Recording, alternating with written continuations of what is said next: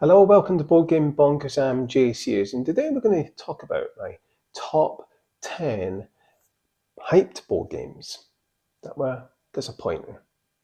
So these games aren't necessarily badly designed games. I just felt that they're far too overhyped in terms of what they gave me in a gaming experience.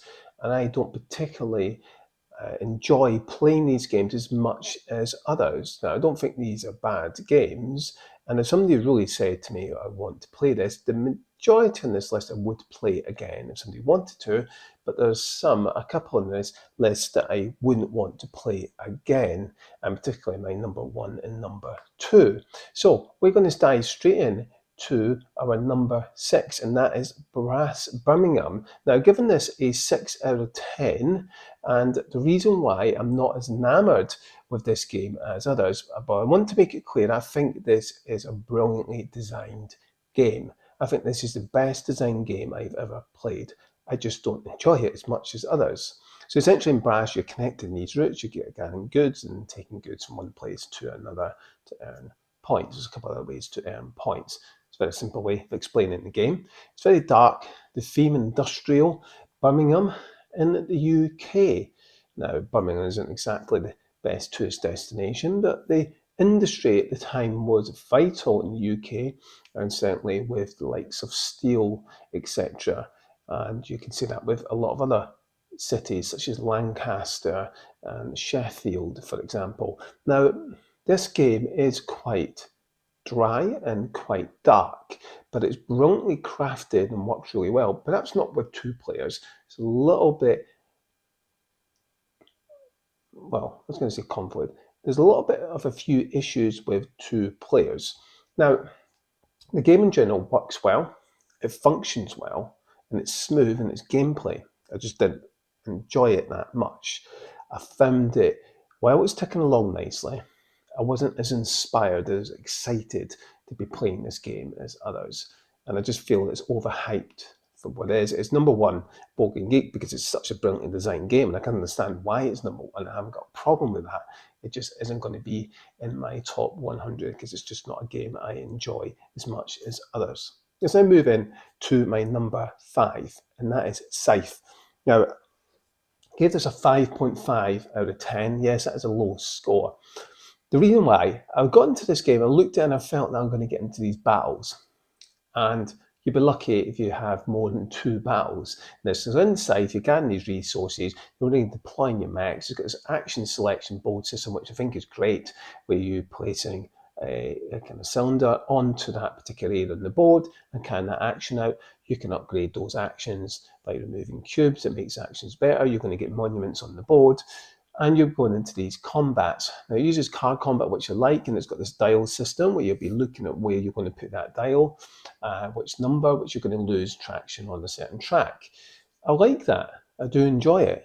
I just didn't feel as inspired with this game because I was expecting I'm going to go in this full war and fighting over these territories, and no, I'm just gathering some resources, and once the blue moon, I might engage in combat. And it can't just engage in combat because that's one of the winning conditions. There's several different winning conditions. You get these stars.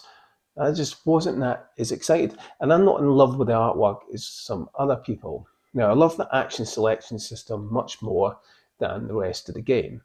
And I just didn't feel as excited in playing this as I would have liked, and certainly as the other players were enjoying it.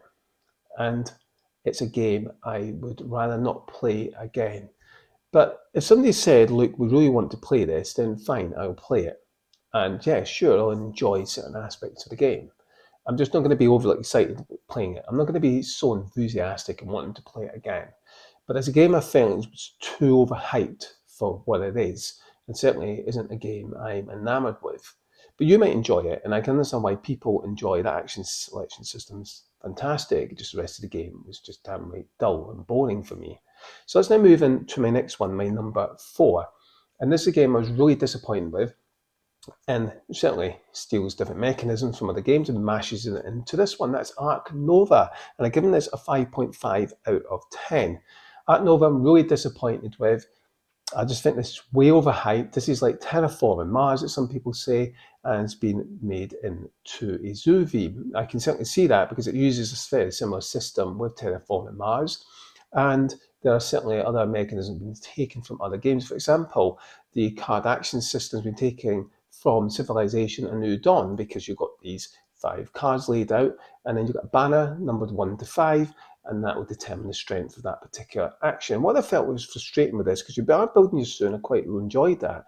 There's a lot of symbology in this game, and the reference sheet is absolutely dog shit because it doesn't really tell you what they do, it just tells you what the symbol is called. Thanks for giving that useless piece of information. And the game, during the gameplay, you're going to be obviously getting these cards, which is going to be placing animals into your zoo. So you're building your zoo enclosures, you're then to using these cards, but you need symbols. And the problem is you don't drop cards like Terraform Mars at the end of each round. You have to use an action. And if that action is at the first slot, you can't drop a card unless you upgrade the card. You then need to wait to get it up the list. You have to carry other, well, not the list, the row. So you have to carry other actions in order to get that card up the row, which means that sometimes you have to waste an action just to get an action to get a card, because it's the only way you can drop cards sometimes. Sometimes you can play a card that lets you drop cards. It's a little bit clunky. And what I don't like, you've got a row of these cards laid out and you've got a draw pile. The problem is you can't take a card from the row unless you get that particular action card up to the 5 slot, which lets you do a snap to take any card from the row that's face up. You've got a track you're going up that unlocks when you can draw from that row, doing a general action when it's not at the 5 slot. It's just clunky.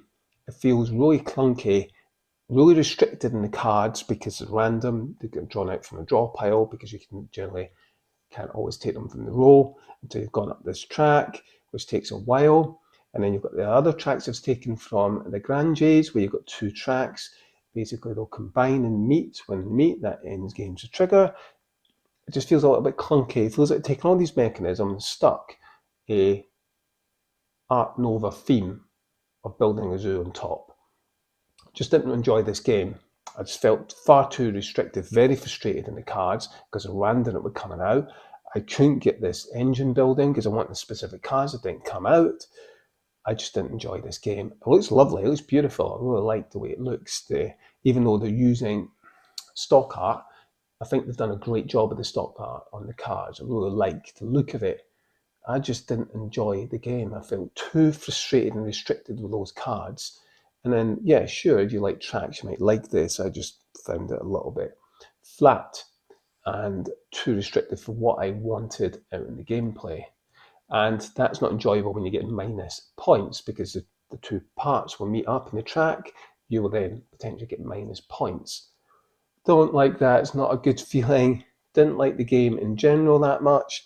It's not a game I really want to be playing again. Somebody asked me, do you want to play it? I'd probably say no. I'd rather play Terraforming Mars, which I'm not a huge fan of Terraforming Mars, but I think it's a better game than Ark Nova, because you're not as restricted as much, although I think Ark Nova looks much prettier. And I might arguably prefer the theme in Ark Nova and Terraforming Mars. I just think the game synergy and the play in Terraforming Mars is better and a little bit more streamlined than Ark Nova. It's a bit too overloaded for my liking. So I move into my number 3, and I feel a bit harsh putting this on the list. This is Isle of Cats. This is giving this a 5 out of 10. And to be fair, I could have put many games, tiling games, in this list because I'm just not a fan of tiling games.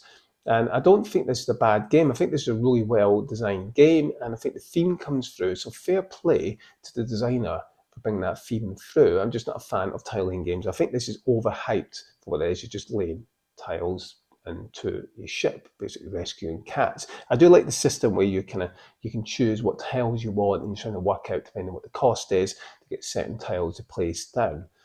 I just don't care that much for cat themes, and I'm not a fan of tiling games, which is why it's not in another list of games I enjoy.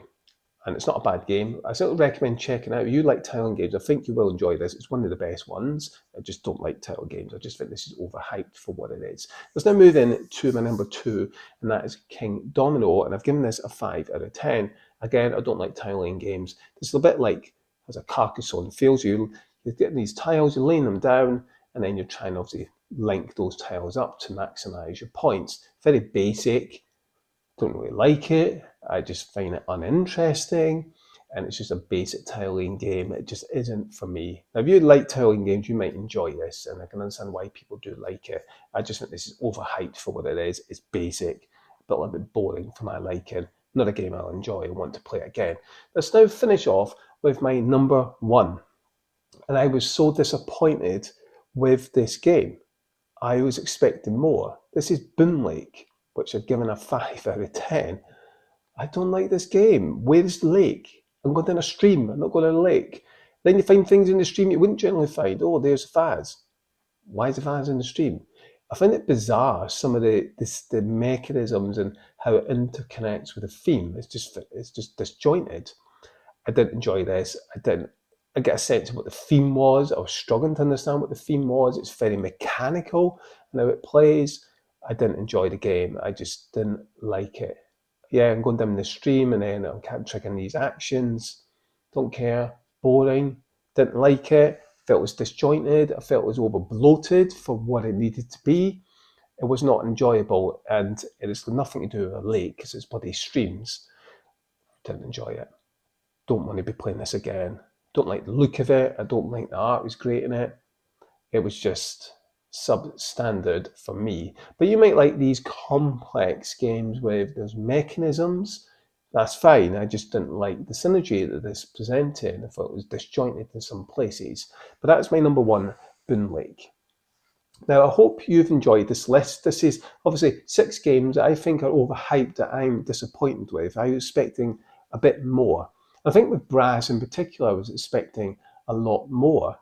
But don't get me wrong, it's a brilliantly designed game. I just wanted more excitement, and I just didn't get that excitement. And that's okay. That's fine. We all like games for different reasons. Just because these games are on my list that I don't like doesn't mean that you won't enjoy them. Doesn't mean that you'll be disappointed when you play them. Perhaps you're someone who loves Art Nova. Perhaps you love the way that restriction in the cards plays out. Perhaps that's something you get excited over. Just isn't for me. It's just way overhyped, and it's a disappointment of a game in the end. So that's my top 6. Let me know in the comments down below, what would be in your top 6 games you think are overhyped that you're disappointed with and you expected more. I'd love to hear from you. Now, as always, please do hit that subscribe button if you haven't already done so. Give our videos a like. It really does help these videos get up the charts and let others discover these videos. And as always, until next time, take care.